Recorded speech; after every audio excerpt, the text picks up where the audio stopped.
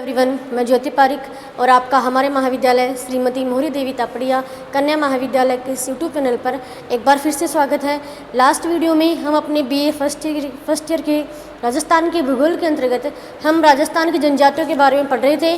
कल हमने पढ़ा था भील जनजाति, आज हम पढ़ेंगे गरासिया जनजाति के बारे में। तो अपनी अगली जनजाति है गरासिया जनजाति। गरासिया जनजाति, देखिए भीलों के बाद में दूसरी सबसे महत्वपूर्ण अपनी जनजाति है वो है गरासिया जनजाति। और इसके हम सबसे पहले निवास स्थान के बारे में देखें तो यह जो जनजाति है वो मुख्य रूप से दक्षिणी राजस्थान में निवास करती है। दक्षिणी राजस्थान में गरासिया जो जनजाति है उसका मुख्य जो विशेष स्थान है वो सिरोही जिला है। सिरोही जिले के आबू रोड व पिंडवाड़ा क्षेत्र में गरासिया जनजाति है वो विशेष रूप से निवास करती है। तो सिरोही जनजाति का मुख्य निवास स्थान कौन सा जिला है? सिरोही जिला है। और सिरोही जिले के अलावा भी यहाँ पर यह जो जनजाति है वो डूंगरपुर, उदयपुर और पाली जिलों में निवास करती है। डूंगरपुर,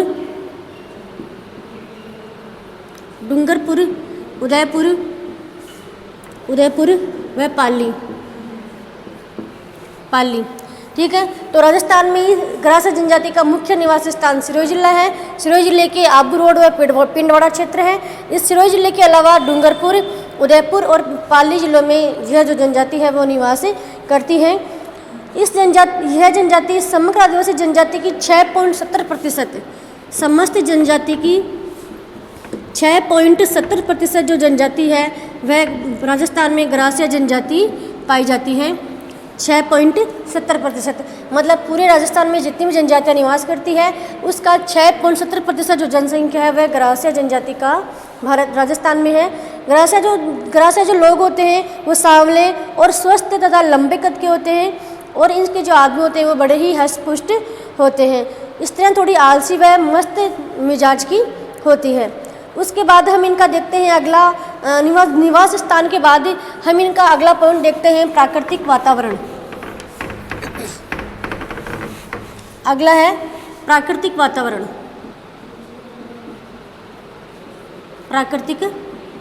वातावरण। तो देखिए जो गरासिया जो जनजाति है वो भीलों के समान ही जंगलों में निवास करती है और जंगलों में ही निवास करती है। इसलिए यहाँ पे इसकी जो अर्थव्यवस्था है वो भी जंगलों से प्राप्त जो उत्पाद है उन पर ही इनकी जो अर्थव्यवस्था आधारित है। और यहाँ अनेक प्रकार के जो खनिज है वो भी पाए जाते हैं, लेकिन यहाँ पर खनिजों का उत्खनन न होने के कारण जो गरासिया है वो गरासिया के लिए यहाँ का जो अरावली पर्वतमाला में जो खनिज पाए जाते हैं उनके लिए कोई ज़्यादा महत्व नहीं है। पानी की कमी तथा वर्षा की दृष्टि से भी यहाँ का कोई अच्छा महत्व नहीं है। इसलिए यहाँ पर वनों से ही प्राप्त लकड़ी और जो वनों से प्राप्त लकड़ी के अलावा जो भी जो उत्पाद है इन्हीं पर ये जनजाति आश्रित रहती है।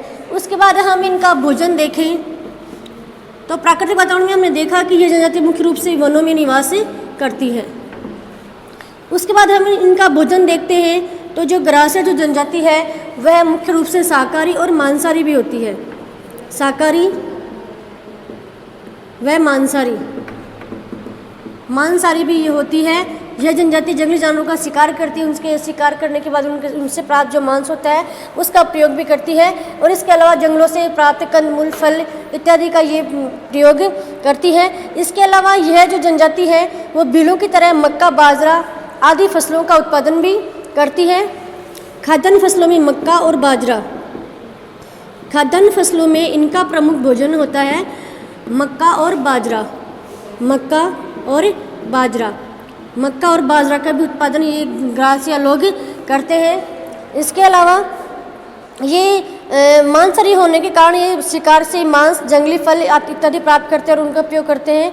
इसके अलावा गौमांस, यह जो जनजाति है वो भी भीलों की तरह गौमांस का उपयोग नहीं करती है। गौमांस वर्जित होता है इनमें भी, गौमांस इनमें वर्जित होता है। इसके अलावा सुअर, खरगोश, हिरण, इसके अलावा ये लोग सुअर, खरगोश व हिरण के मांस का उपयोग ये लोग करते हैं, लेकिन इनमें गाय के मांस का उपयोग ये लोग नहीं करते हैं। और मुख्य रूप से खाद्यान्नों में ये मक्का और बाजरे का उपयोग करते हैं। इस प्रकार से यह जो जनजाति है मुख्य शाकाहारी और मांसाहारी दोनों प्रकार की ये जनजाति होती है। उसके बाद हम देखते हैं भोजन की बात, हम इनका अगला देखते हैं वस्त्र। अगला है वस्त्र। तो देखिए जंगलों में निवास करने के कारण से ये इस जनजाति को अधिक वस्त्रों की आवश्यकता नहीं होती है। इनको इनके जो पुरुष होते हैं वो घुटनों तक धोती पहनते हैं और शरीर पर अंगरखी और सिर पर सफ़ेद फेटा बांधते हैं। एक घुटनों इनके जो पुरुष होते हैं वो घुटनों तक धोती पहनते हैं, शरीर पर ये अंगरखी या बुकतरी पहनते हैं और सिर पर फेटा बांधते हैं। सफ़ेद रंग का सिर पर फेटा बांधते हैं।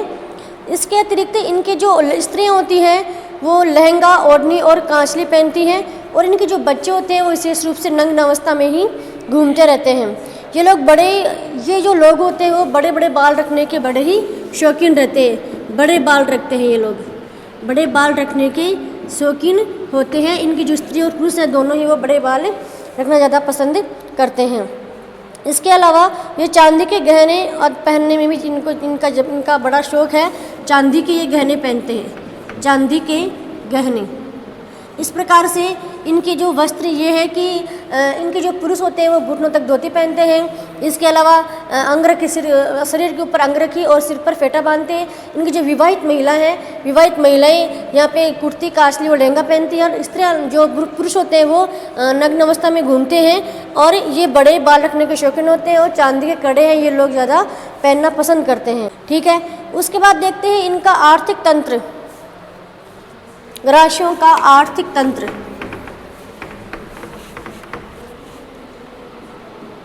ग्रासियों का आर्थिक तंत्र। देखिए यह जो ग्रासीय जो जनजाति है वो राजस्थान में, दक्षिण राजस्थान में निवास करती है और दक्षिणी राजस्थान में अरावली की पहाड़ियों में अनेक प्रकार के खनिज पाए जाते हैं। लेकिन इन खनिजों का इनके लिए कोई उपयोग नहीं है क्योंकि वहाँ पर इनका खनिजों का अधिक उत्खनन नहीं किया जाता है। तो ये लोग विशेष रूप से वैसे तो जंगलों पर आधारित होते हैं, जंगलों से प्राप्त लकड़ी का ये लोग उपयोग करते हैं, लेकिन फिर भी ये लोग कुछ कृषि कार्य भी करते हैं। कुछ जो ग्रास्य होते हैं वो कृषि कार्यों में भी लगे हुए हैं और कृषि में ये सबसे मुख्य जो पैदावार है वो गेहूं और मक्का की करते हैं। गेहूं और मक्का की ये लोग कृषि करते हैं। इस प्रकार से कुछ जो ग्रासीय है वो वनों पर आधारित है, लेकिन कुछ ग्रासीय कृषि कार्य में भी लगे हुए हैं। तो इनकी जो आर्थिक व्यवस्था मुख्य रूप से वन पर और कृषि पर आधारित मानी जाती है। उसके बाद हम इनका अगला देखें तो इनका सामाजिक संगठन, अगला अपना पॉइंट है ग्रासियों का सामाजिक संगठन। सामाजिक संगठन।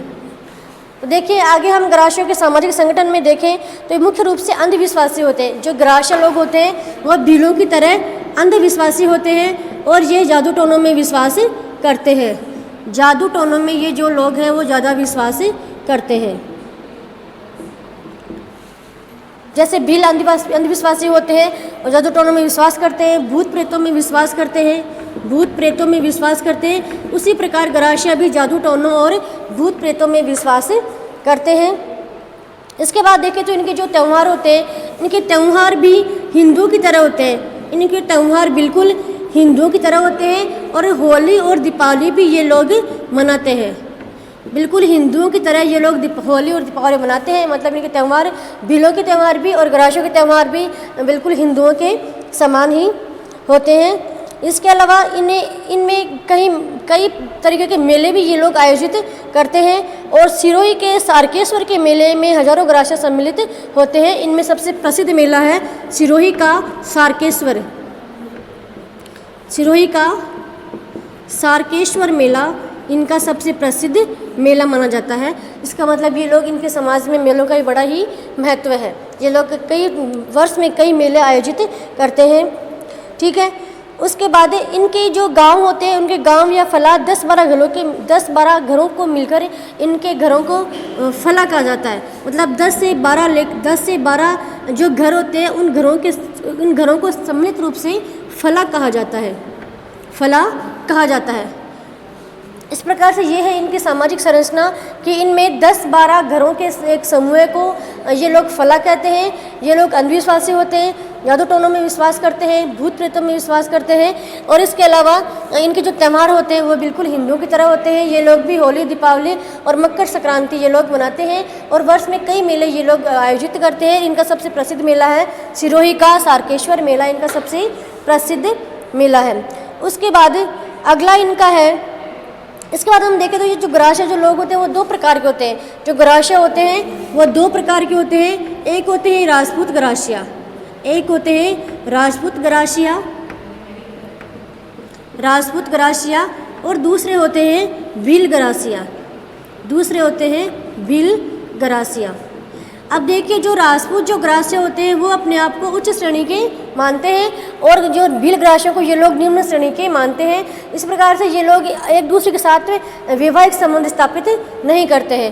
राजपूत जो ग्रास्य होते हैं वो अपने आप को राजपूतों का वंशज मानते हैं, ठीक है, और जो भील ग्रास्य होते हैं वो अपने आप को भीलों से संबंधित मानते हैं। इस प्रकार से इन दोनों में आपस में वैवाहिक संबंध स्थापित नहीं होता है। उसके बाद हम देखें तो विवाह में लड़की के लिए लड़के के पिता को दापा या कभी कभी पशु भी देने पड़ते हैं। विवाह में लड़की के पिता को, लड़के का पिता मतलब लड़के का जो पिता होता है वो लड़की के पिता को कुछ पैसा या फिर राशि देता है, उसे क्या कहते हैं, दापा, उसे दापा कहा जाता है और ये प्रथा भीलों में भी प्रचलित होती है। अब उसके बाद हम देखें तो इनमें परिवार का जो सबसे बड़ा वृद्ध व्यक्ति होता है वो इनके परिवार का मुखिया होता है और इनके समाज का सबसे बड़ा व्यक्ति इनके समाज का मुखिया माना जाता है। और सभी जो कार्य होते हैं वो उसके निर्देशन में या फिर उसके देखरेख में सारे कार्यक्रम आयोजित होते हैं। सारे मेलों का या फिर सारे त्योहारों का भी आयोजन उस समाज के मुखिया के द्वारा ही किया जाता है। उसके बाद हम देखते हैं इनका आर्थिक संगठन।